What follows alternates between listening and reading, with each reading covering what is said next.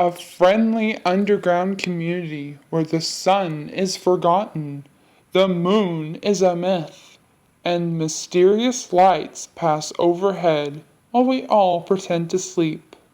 Welcome to Undervale.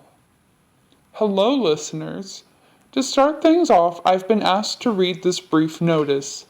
The City Council announces the opening of a new dog park at the corner of Earl and Somerset near the Ralphs. They would like to remind everyone that dogs are not allowed in the dog park. Monsters are not allowed in the dog park. It is possible you will see amalgamates in the dog park. Do not approach them. Do not approach the dog park. The fence is electrified and highly dangerous. Try not to look at the dog park, and especially do not look for any period of time at the amalgamates. The dog park will not harm you. And now the news. Old woman Toriel out near the ruins says the Temmies revealed themselves to her, said they were 4 feet tall, radiant, and one of them was Bob. She also said that they helped her with various household chores. One of them changed a light bulb for her. The porch light? She's offering to sell the old light bulb, which has been touched by a Temmie. It was Bob, if that sweetens the pot for anyone. If you're interested, contact Old Woman Toriel. She's out near the ruins. A human came into town today. Who are they? What do they want from us? Why their perfect and beautiful haircut? Why their perfect and beautiful coat? They say they're a scientist. Well, we have all been scientists at one point or another in our lives. But why now? Why here? And just what do they plan to do with all those beakers and humming electrical instruments in that lab they're renting? The one next to Big Grobe's Pizza? No one does a slice like Big Grobe's. No one. Just a reminder to all the parents out there, let's talk about safety when taking your children out to play in the garbage dump and forest. You need to give them plenty of water, make sure there's a shade tree in the area, and keep an eye on the dogs. Is Doggo sniffing around the area? Probably world government. Not a good area to play that day. Is it greater and or lesser dog? That's just the royal guard. They'll keep a good eye on your kids and hardly ever take one. Are they married and named Dogamy and Dogoressa? No one knows who those dogs are or what they want. Do not play in the area. Return to your home and lock the doors until a royal guardsman leaves a golden flower on your porch to indicate that the danger has passed. Cover your ears to block out the screams. Also remember, spider cider is basically soda, so give your kids plain old water and maybe some crabapple slices when they play. Sundarplane, flying through local airspace, disappeared today, only to reappear in the Undervale Elementary Gymnasium during basketball practice, disrupting practice quite badly. The jet roared through the small gym for only a fraction of a second before it could strike any players or structures. It vanished again, this time apparently for good. There's no word yet on if or how this will affect Undervale's Monster Lions game schedule, and also if this could perhaps be the work of their bitter rivals, the Ebbet Bluffs Cacti. Ebbet Bluffs is always trying to show us up their fancier uniforms, better pre-game snacks, and possibly by transporting Sundarplane into our gymnasium, delaying practice for several minutes at least. For shame, Ebbet Bluffs. For shame. That new scientist we now know is named Frisk came to a town meeting. They have a square jaw and teeth like a military cemetery. Their hair is perfect, and we all hate and despair and love that perfect hair in equal measure. Old woman Toriel brought corn muffins, which were decent but lacked salt. She said the Temmies had taken her salt for their Temmy flakes, and she hadn't yet gotten round to buying more. Frisk told us that we are, by far, the most scientifically interesting community in the U.S., and they had come to study just what was going on around here. They grinned, and everything about them was perfect, and I fell in love instantly. Government agents from a vague yet menacing agency were in the back, watching. I fear for Frisk. I fear for Undervale. I fear for anyone caught between what they know and what they don't yet know that they don't know. We received a press release this morning. The Undervale Business Association is proud to announce the opening of the brand new Undervale Harbor and Waterfront Recreation Area. I have been to these facilities myself recently on their invitation, and I can tell you that it is absolutely top of the line and beautiful. Sturdy docking areas made from eco-friendly post-consumer material, a boardwalk for pedestrians, and plenty of stands ready for local vendors and merchants to turn into a bustling public marketplace.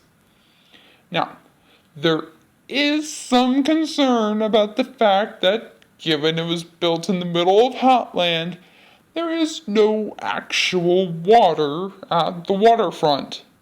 And that is a definite drawback, I agree. For instance, the boardwalk is currently overlooking lava and rocks.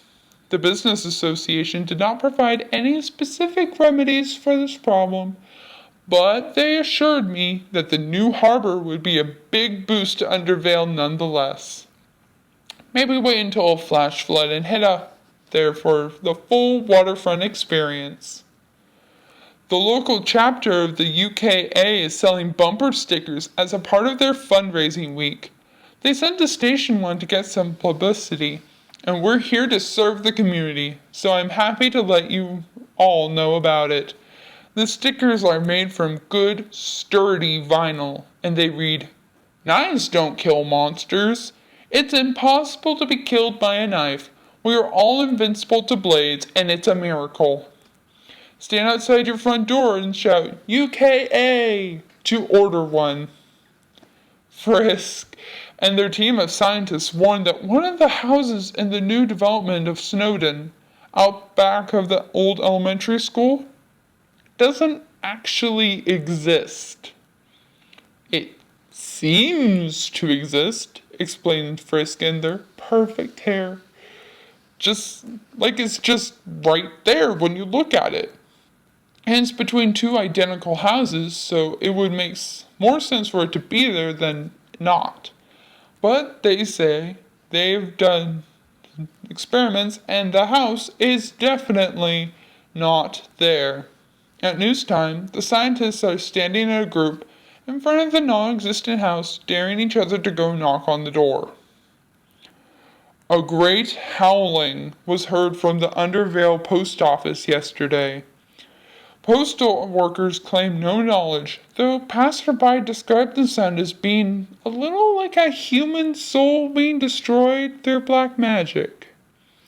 The Burger Tracker. Now, I don't know if you've seen this guy around. He's the one who appears to be of maybe cat origin, yet wears a fast food headdress out of some cartoon, and claims to be able to read tracks on asphalt.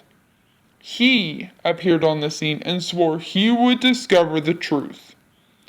No one responded because it's really hard to take him seriously in that headdress of his. Lights. Seen in the sky above the Arby's. Not the glowing sign of Arby's. Something higher and beyond that.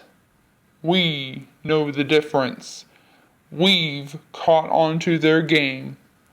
We understand the lights above the Arby's game. Invaders from another world. Ladies and gentlemen, the future is here. And it's about 100 feet above the Arby's. Frisk and their scientists at the monitoring station near the river say their seismic monitors have been indicating wild seismic shifts, meaning to say that the ground should be going up all over the place. I don't know about you folks, but the ground has been as still as the crust of a tiny globe rocketing through an endless void could be. Frisk says they've double-checked the monitors and they're all in perfect working order. To put it plainly, there appears to be catastrophic earthquakes happening right here in Undervale that absolutely no one can feel. Well, submit an insurance claim anyway. See what you can get, right? Traffic time, listeners. Now, police are issuing warnings about ghost cars out in the tunnels. Those cars only visible in the distance, reaching unimaginable speeds, leaving destinations unknown for destinations more unknown. They would like to remind you that you should not set your speed by these aberrations, and doing so will not be considered following the flow of traffic.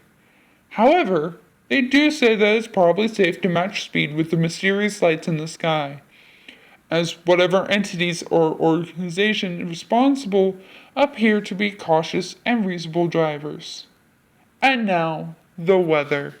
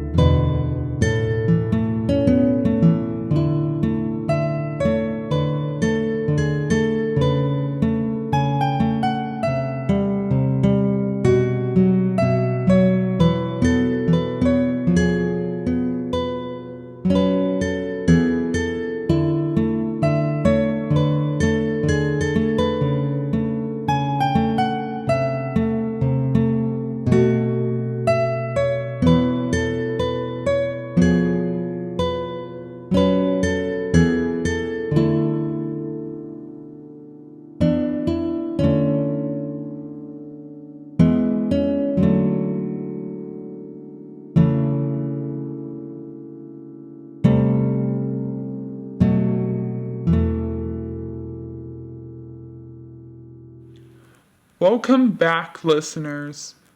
The lights didn't turn off at the correct time today. Frisk and their team of scientists report. They're all quite certain about it. They checked multiple clocks and the lights definitely turned off 10 minutes later than they were supposed to. I asked them if the scientists had any explanations, but they did not offer anything concrete. Mostly, they sat in a circle around a desk clock, staring at it, murmuring and cooing. Still, we must be grateful to have the lights at all. It's easy to forget in this strange underground climate, but things would actually be slightly harder for us without the lights.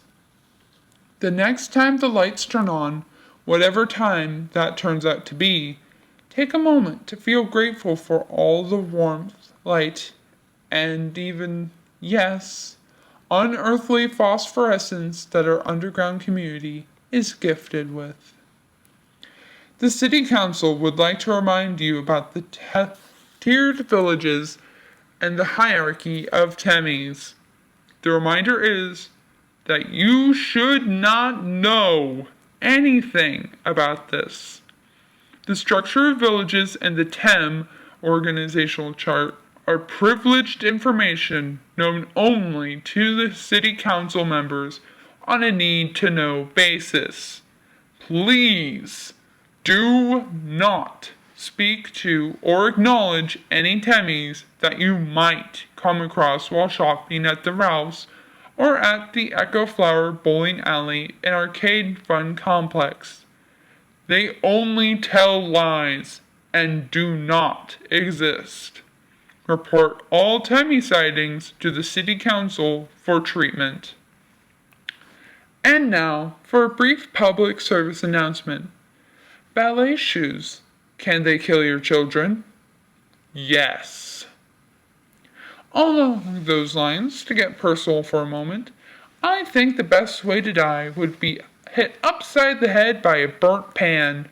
Going headfirst into an already dug grave would give your life perfect symmetry. Speaking of the Echo Flower Bowling Alley and Arcade Fun Complex, its owner, Bunny Shopkeeper, reports that she has found the entrance to a vast, deeper underground city in the pin retrieval area of Lane 5. She said she has not yet ventured into it, merely peered down at its strange spires and broad avenues. She also reports voices of a distant crowd in the depths of that subterranean metropolis. Apparently, the entrance was discovered when a bowling ball accidentally rolled into it, clattering down to the city below with sounds that echoed for miles across that impossibly huge cavern. So, whatever the population that city has, they know about us now, and we might be hearing from them very soon. Frisk, perfect and beautiful, came into our studios during the break earlier. I am getting ahead of myself, listeners. I am so sorry. But they declined to stay for an interview. They had some sort of blinking box in their hand covered with wires and tubes. They said they were testing a place for materials. I don't know what materials they meant, but that box sure whistled and beeped a lot. When they put it close to the microphone, it sounded like a bunch of baby birds had just woken up. Went crazy. Frisk looked nervous. I've never seen that kind of look on someone with that expressive of eyes.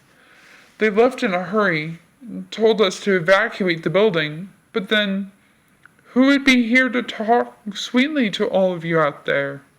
Settling in to be another clear night and pretty evening here in Undervale. I hope all of you out there have someone to sleep through it with. My goodness, I can't talk today, Undervale. I am so sorry. I hope all of you out there have someone to sleep through it with, or at least good memories of when you did. Good night, listeners. Good night.